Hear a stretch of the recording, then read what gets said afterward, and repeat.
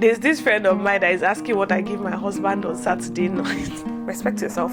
This 2025. I don't think we marry churches, but we marry individuals. What app do you use to edit your videos? Actually, thinking about it, I got married a month before my 26th birthday, so I don't think in any way that is young. What do you think about being in a relationship with a guy who attends a Catholic church? For this year 2025, I've kind of unconsciously put a lot of pressure on myself. There are a lot of Christians, but I believe that not every kind of Christian is your kind.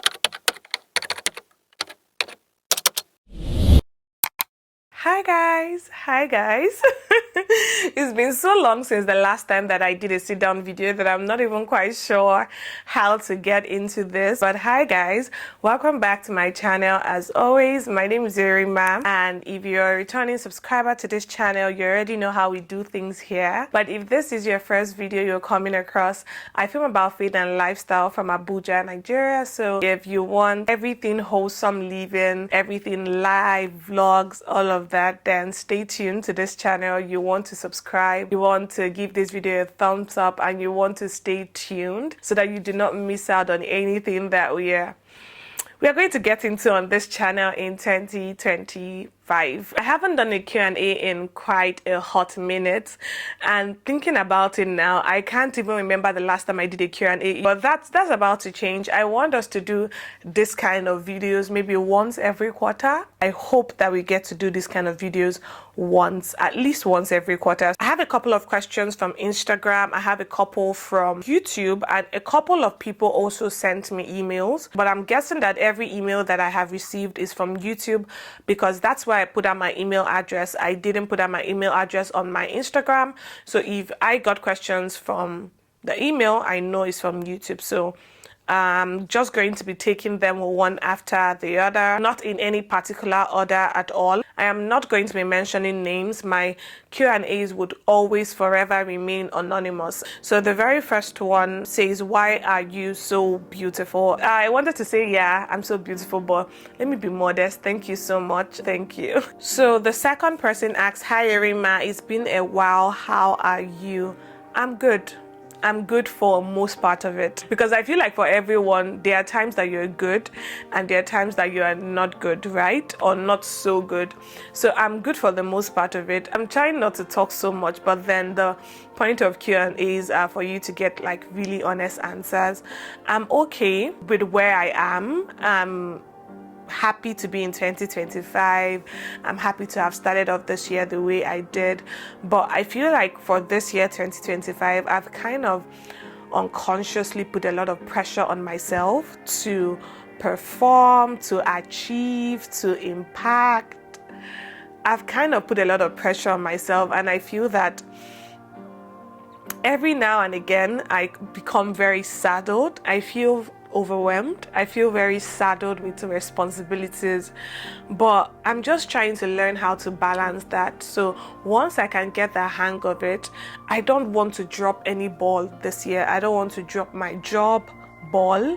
I want to be a blessing to my employer. I also don't want to drop my family ball. I don't want to drop my personal goals, not to talk about my spiritual ball, because that one is not negotiable. I want to be at an all-time spiritual high all through the year.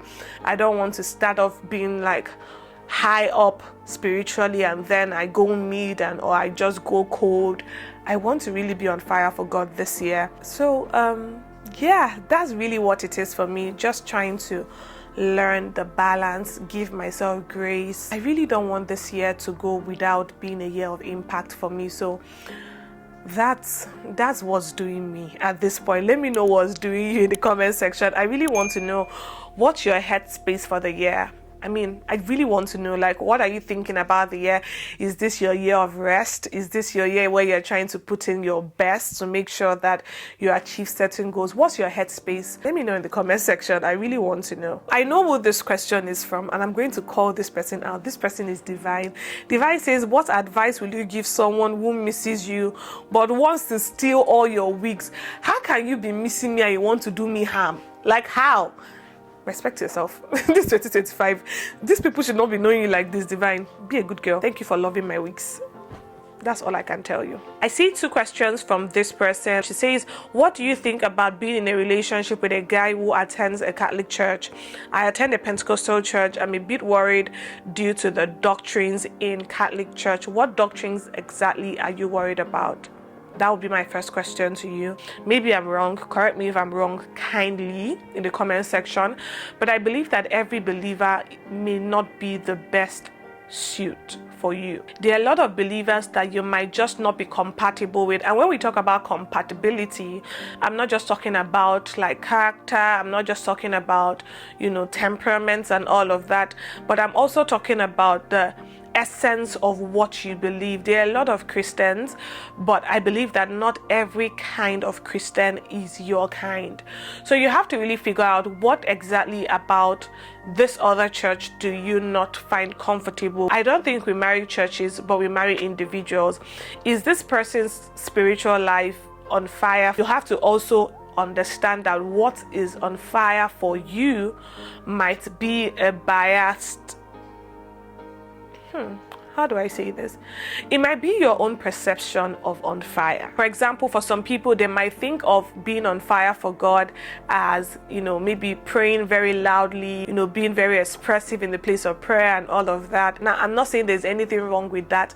That is most likely the way I pray because of the kind of, church I'm exposed to. But we also have to understand that what really counts is intimacy with God, that this person is pursuing the Lord and is very intentional about sustaining a relationship with God. I also have to balance this off by saying that I also believe that if you are used to a certain kind of worship, it might be a struggle to settle with someone that is not used to that kind of worship, especially when the person thinks that your own kind of worship is wrong. As I said earlier, in the example I gave, the problem might not be marrying someone that prays silently as much as if the person that prays silently believes that you that is praying loudly and making noise. I don't know if that makes sense, guys. I feel like I have the answer in my head, but I don't know if I'm communicating it well. So just think about that, and most importantly, pray about it. Talk to God about it. What is God saying? Is God saying this person is a person for you? If yes,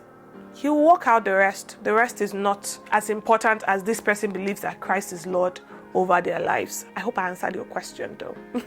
So someone says, please, do you have an iPhone that you're not using? I really want to start content creation, video content creation. I wanted to skip this question, but I think I just want to kind of just give you my 2 cents about this. Do I have an iPhone? I have only one phone. I'm not even those kind of people that have 2 or 3 phones. I have just one phone, and that's the phone I'm using now. So no, I don't. But do I think that you need an iPhone or a new phone for content creation?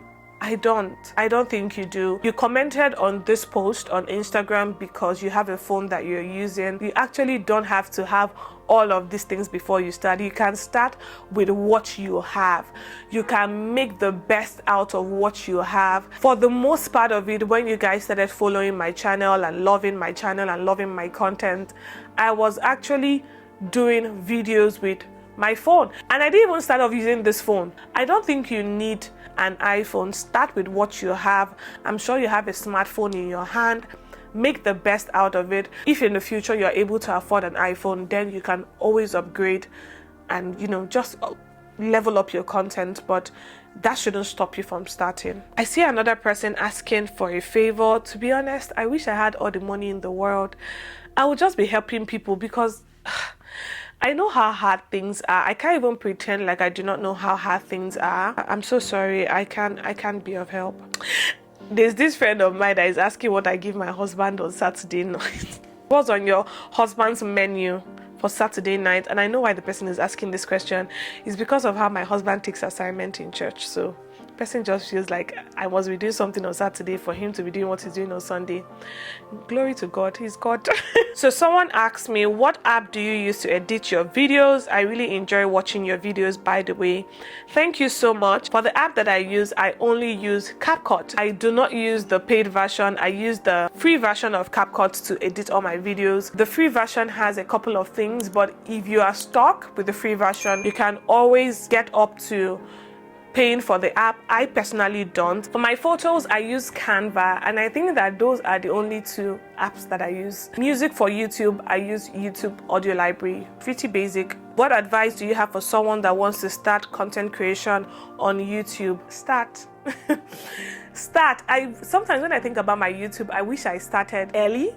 And even when I started, I don't think I was giving it as much energy as I wanted to. And maybe one other advice that I would give is, when you come on YouTube, try to be yourself. Don't try to copy someone else's content. Don't try to sound like someone. Don't try to, posture your content to imitate another person. You can learn from them, but be you. If not, you're going to run out of gas. You're going to run out of gas in the middle. So try as much as possible to be you. Create content that is original to you, that is authentic to who you are. Don't come here and fake an accent. Don't come here and pretend to be who you're not. Just be you. Be you as much as you can. You don't need to go overboard to go start purchasing things or buying things when you're not even sure that YouTube is going to be your long-term passion. So I would just say, do the little you can to make sure that your content is clean. It looks good, is visually appealing, I can hear you well. Try to put excellence into the work. That's the word. So someone asks, would you want to teach me how to do this YouTube thing? I feel like I want to, but I don't know how to. I have gotten a couple of questions. I think I even have 2 of these questions. I would want to teach you how to do YouTube, but I don't know if I have the time right now for an intensive class. If I'm going to be doing YouTube classes now, I would want to do one-on-one. I don't think I want to do a group class where I can monitor, I can effectively teach, I can make sure that my students are understanding, so that I can even get a hang of the teaching YouTube thing before I start, having a lot of people register and all of that. It's something that I'm willing to do, of course, with a fee. It's a lot of work to teach, it's a lot of work to make sure that you're following up, and so I'm willing to do that. You can hit me up and we'll discuss on the modalities around it. Is something I'm willing to do. So right now I want to go to the questions I got in my mail. I have the first email here. The person asks, hi Mrs. Erima, thank you so much for setting this up. I'm a technical writer who writes about the latest trends in web development and how to use front-end technology. Let's all pretend like I understood what I just read. I don't, to be honest. So my question is, I don't just want to make money, but I also want to know how to establish God's territory in my technical writing industry. So this person is basically asking, how can the person bring God into what they're doing? And I really love that you're asking me this question. This kind of question makes my heart glad, especially because that's literally what I try to do with everything that I do. As children of God, we must ensure that we are not just living our lives, but that God is seen.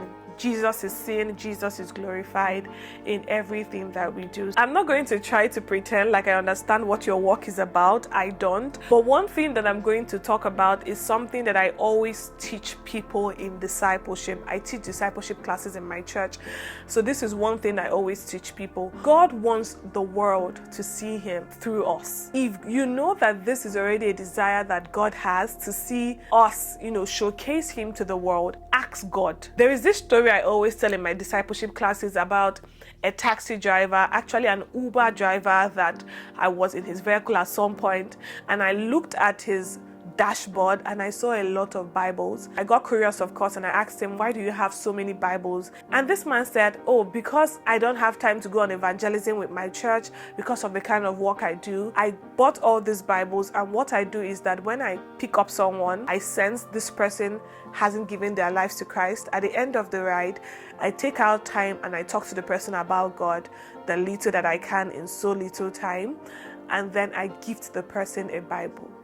When I heard this, even up until now, my mind is blown every single time I hear this, because this is literally one man that asked God, what can I do? And God gave him the most creative idea that I've ever come across, because thinking about it, as an Uber driver, he gets to meet people of different walks of life. He takes people to hotels, he takes them to brothels, he takes them to a lot of places. And imagine the idea that God gave him to introduce God in his line of business. I try as much as possible every single time that someone comes across my video that they hear something about God. If you watch my vlogs, you probably hear me listening to sermons. I impute the sermons that I'm listening to.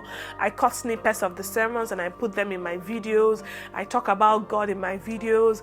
I share, something I'm learning in my, I kind of just try to find a way to put God inside everything that I do. So I just think that is something that you want to ask God and listen out to how God would lead you, especially as your job area is quite different from what I'm used to. But just ask God, what can I do? Can't think of anything right now on top of my head, but trust me, if you ask God, if you spend 30 minutes in the place of prayer asking God, what can I do for you, for the world to see you through my work, God will tell you something to do. So I have another email. The person is asking, how can I fully step into the purpose God has planned for my life? I have been earnestly following every divine instruction God has given me through the fire altar. I'm guessing this person is my fellow NSPPDian. And as I journey through the year and beyond, my sincere commitment is to remain steadfast, ensuring that I don't miss a single day of NSPPD. How do you step into the purpose God has planned for your life? If you want to best understand a product, you have to go to the manufacturer.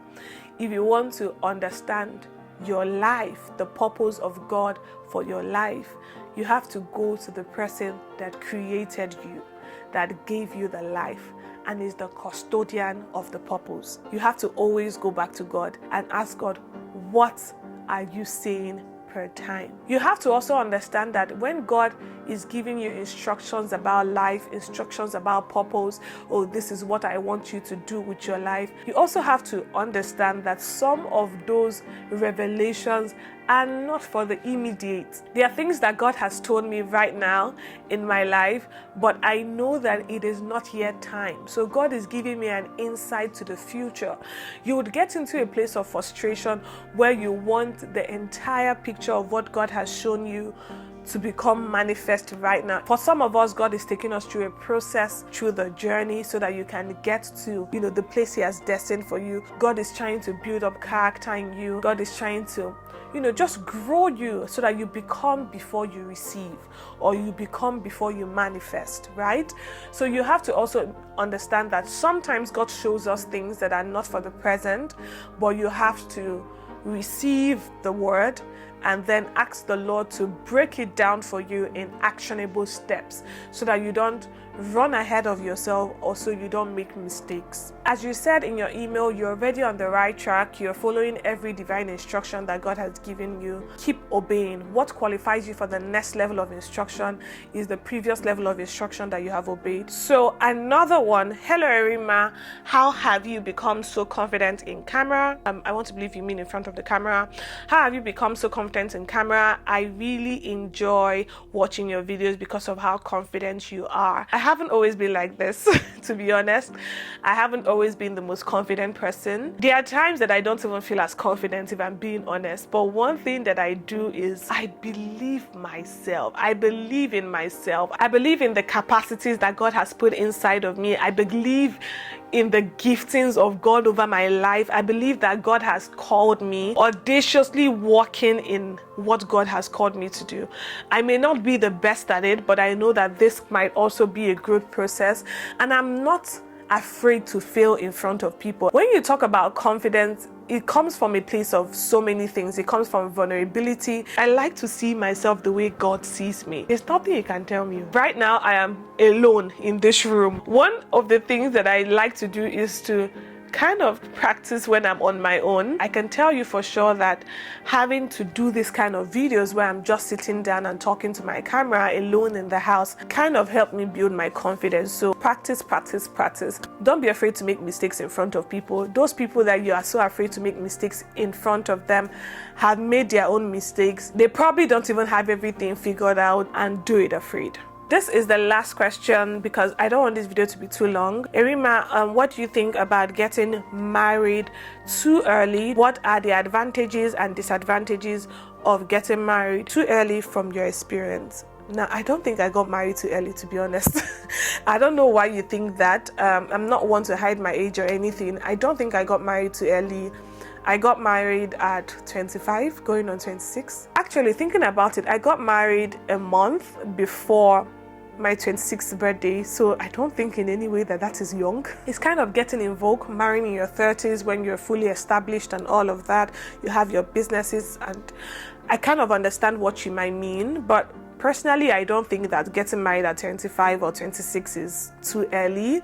So I wouldn't say that I married too early. If what I think, with the current trends is what you mean, I would say that the issue is not necessarily whether you get married early or you get married, later than what people would consider getting married early. As much as you understand that you are ready for the journey. I know you guys kind of watch me here on YouTube, and for some reason, it might feel like getting married and doing marriage is not as difficult, but I also have to point out to you that the reason why it may not have been as difficult for me is because I married someone that was my friend, my paddy, my colleague. We literally do a lot of things together. So it just was a seamless transition for us. But for some people, it's a lot of work. So you have to make sure that you are ready, mentally ready, spiritually ready, physically ready for the task of being a wife or being a husband. Family dynamics too involved. Just make sure you are ready for the journey of marriage. I don't think you should be bothered about getting married too early or just make sure you are ready. And when I say understand yourself, you understand your weaknesses, you understand your strengths, just so that you're able to harness your strengths and also be able to work on your weaknesses. There's a video that I fully talked about this thing called marriage, and I think that video is evergreen. I think you guys should go watch it. I'll put it right here, what the thumbnail looks like, and I'll put the link in the description box. There are no disadvantages or advantages of marrying too early or marrying late, but there are disadvantages of marrying when you are not ready, when you are not prepared. And also there is a whole truckload of disadvantage when you are marrying someone that is not for you, someone that God has not ordained and destined for you. That's where the real katakata is. So to be honest, that's the real problem. Thank you guys for watching. If you've watched up until this time, I hope you took out a level of value from this. As I said, this is something I want to do every other quarter, so watch out for the next one where you can ask me any and everything. If you enjoyed this video, give this video a thumbs up, subscribe to my channel if you're not, drop comments in the comments section. Let's just continue with the conversation. My email address is also in the description box for you to send me emails, maybe things you cannot freely talk about in the comment section, and I would answer them in my next Q&A. Thank you guys again for watching, and I'll see you guys in my next one.